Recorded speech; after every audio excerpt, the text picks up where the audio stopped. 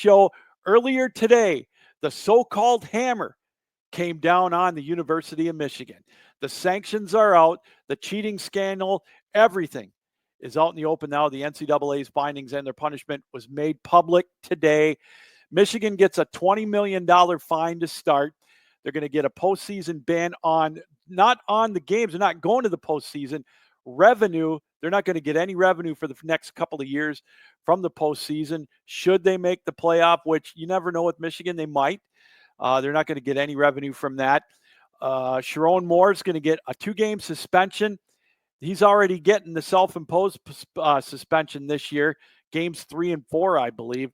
Also an added game next year, which will probably be they go take on Western Michigan over in Germany. Jim Harbaugh gets 10-year show cause, which means he can't coach in college football or do anything after his ban is done right now or in 2028. So he won't be able to coach essentially till 2038. Big deal. He probably isn't going to come back to college anyways. He'll be 75 then. Connor Stallions gets an 8-year show cause suspension. Big deal.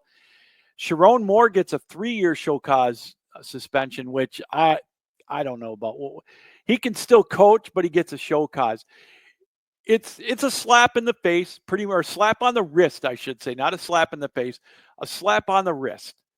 Now, I'm a Michigan fan, and I knew they weren't going to get their title vacated. Anybody who really truly thought that, you're not as smart as I thought you were.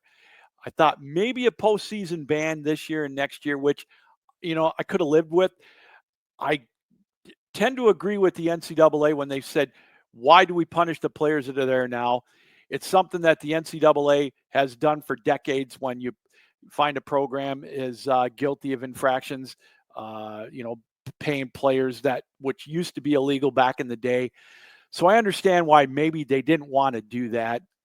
But I look at it and I read the social media accounts, and I know there are trolls on both sides, Michigan State, Ohio State. They're going to call Michigan cheaters for the rest of their life, and I get it.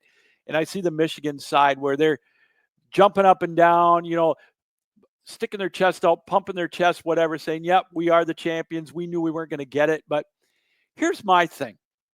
How can you feel good, even as a Michigan fan, when all this comes down? Some of the NCAA findings about this, how the one that sticks out to me with Harbaugh is how narcissistic he was through all of this.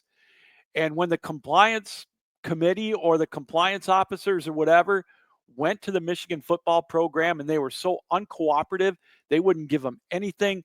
Harbaugh wouldn't testify, nothing. And they went away. They weren't cooperative at all.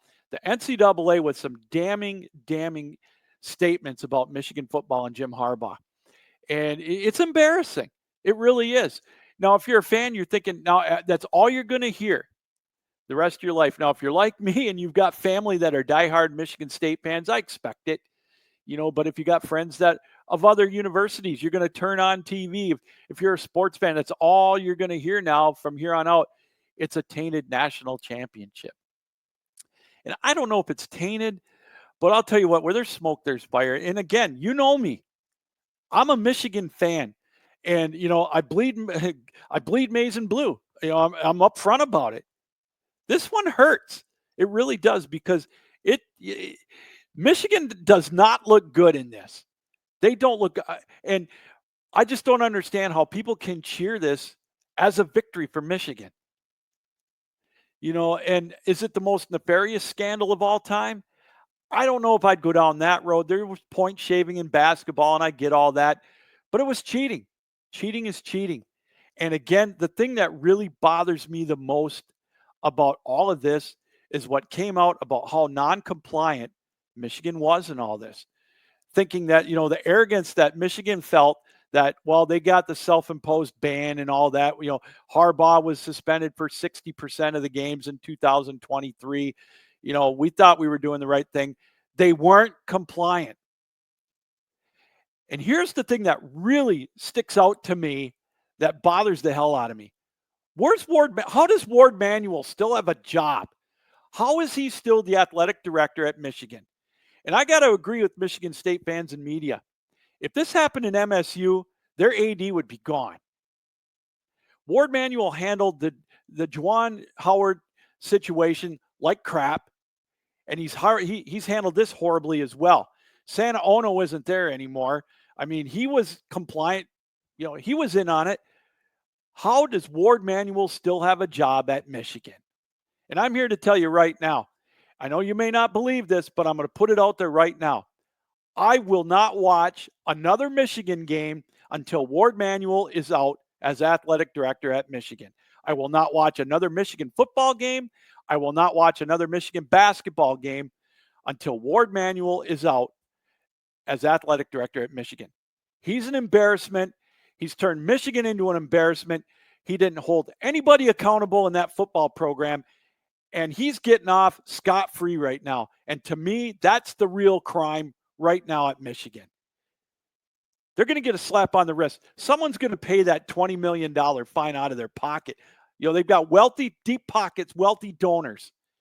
And it really bothers the shit right out of me. I'm getting fired up about it. I love Michigan, but this is a dark day for me as a Michigan fan because I look back on it now. How can you not think it wasn't tainted? There might be some truth to the rumor of what Greg Schiano said or James Franklin. The hell with Ryan Day. He's a whiner. And there's no way Michigan State was going to beat Michigan that year, even with Michigan knowing those. Even if they didn't know the signals, Michigan State wasn't going to beat Michigan that year. But I'm going to say it again. I will not watch another Michigan game until Ward Manuel's out. He's got to go. And so far, we've heard nothing about him through all of this. He's skating on this. And that's the crime. That's the injustice, too, right now with Michigan sports. He's an embarrassment. He's turned Michigan into an embarrassment, starting out with Juwan Howard and now this. It hurts. This is not a great day for Michigan athletics. Now, I'm not hoping they lose all their games. I'm just not going to watch them. Sharon Moore, to me, the jury's still out on him. Yeah, I know they beat Alabama last year in the bowl game. But right now, it's just, I can't. I can't watch another game. I can't do it.